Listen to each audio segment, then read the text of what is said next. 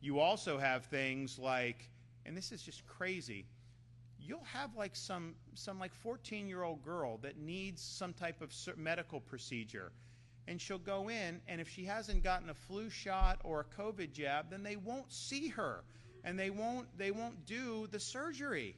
And I'm thinking to myself, how insane is that you're not willing to treat somebody? So some of these policies that have been put in place in some of these medical institutions are insane. So we said in Florida in legislation, no, like if you need a lung transplant or something, they can't say, well, we'll only do it if you do the COVID shot. It's irrational. It's not based on any evidence to be doing that. But that's something that's really, really important to me.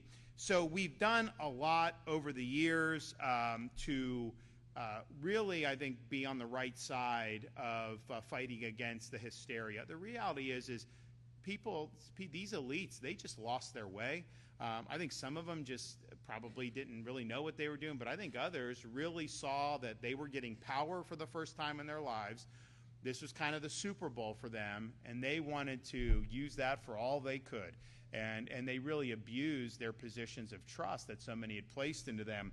And I think the credibility of so many of these institutions and so many of these, it's done.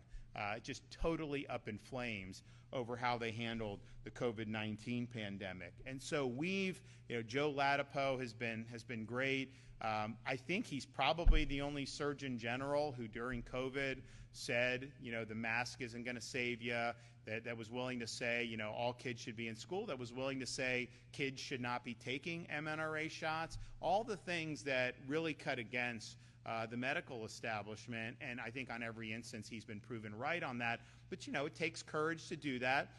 There's a lot of professional blowback that happens when you stand up and do what's right.